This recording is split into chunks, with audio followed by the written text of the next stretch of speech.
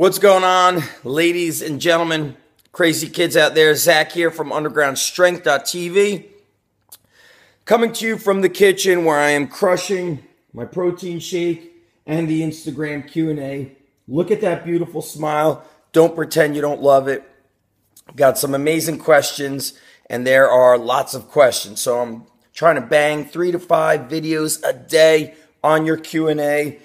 So I could do this again because I love helping you guys. This is a great question, one that I've been thinking about recently as I've got some volunteers at my gym and guys that want to become strength and conditioning coaches, or as this question states, it's from Manuel Bergman. I'm starting a education as a fitness trainer in September. What are the key skills I need to have to be successful at this job? Thanks for your help. Zach Evanesh at ZEvanesh, Instagram, Twitter.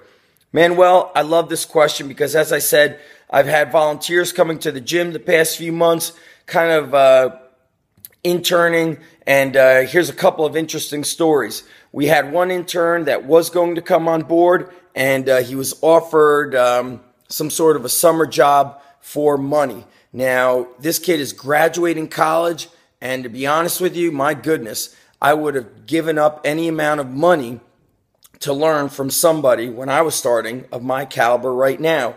The way I understand training, the results I produce for the athletes that have been coming to the Underground Strength Gym before the gym was even open, even going back to when I was training athletes out of my house. They were kicking ass and taking names. The business knowledge I'd be picking up, the connections, the getting to meet other people that I know. And this guy took a job over interning with us. So number one, you've got to be willing to put up some sort of a sacrifice now to enjoy the gift later, to have more knowledge. So with this question is, it's going to be a couple of answers of what's important as a fitness trainer. So number one is, man, if you could learn from somebody who's awesome and get mentored from them, you should not be asking for any money.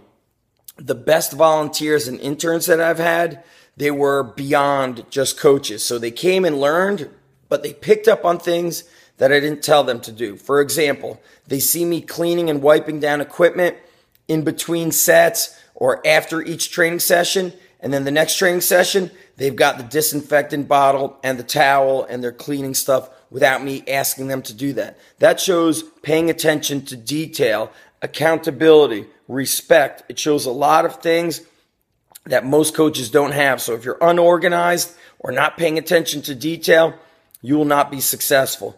Number two, you've got to be relatable to people with multiple personalities, meaning you might be training an athlete or an adult who is good with tough love, where you're very tough on them. So you have a different personality for that person. Then you might have somebody who requires more of a soft-spoken approach, more positive feedback all the time, or, kind of walking by, giving them a silent, hey, that was a great job, keep doing it, I'd like to see what's going on here.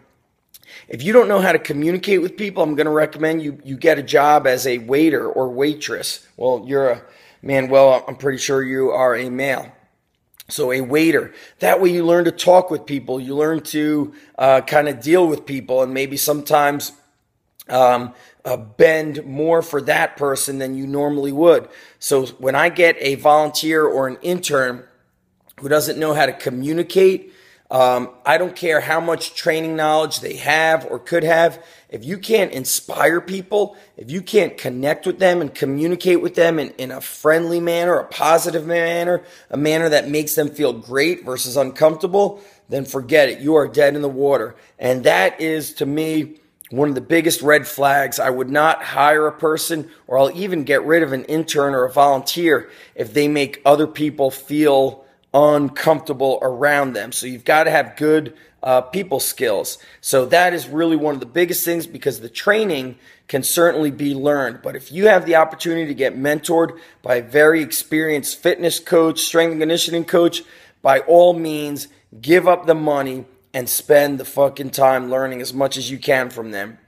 And the other thing is that person and interrelatable skills. It's critical. If you're not inspiring people or can't talk with people in a friendly manner, then forget it. You're not going to be a great coach. And then the other thing that I'd like to finish with is always be a white belt. You see me hashtag that a lot on Instagram, which means you're never too good to learn. You should always be on this continuous journey of learning, whether you're learning from books, videos, seminars, or just learning from the day-to-day things that happen and the mistakes that you make as a coach inside the gym. So you're learning to get yourself better and in turn to give your people the best results you can.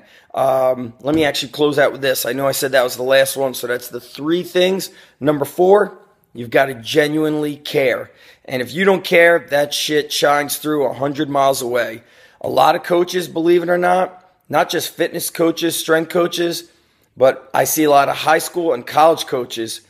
They don't care. They don't give a shit. I mean, when push comes to shove, a lot of these people are clock punchers collecting a paycheck.